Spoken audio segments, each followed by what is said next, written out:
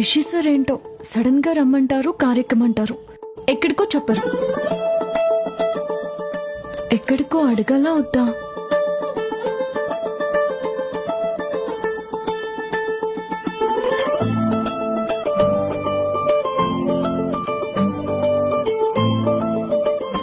పిలిచాను, వచ్చింది.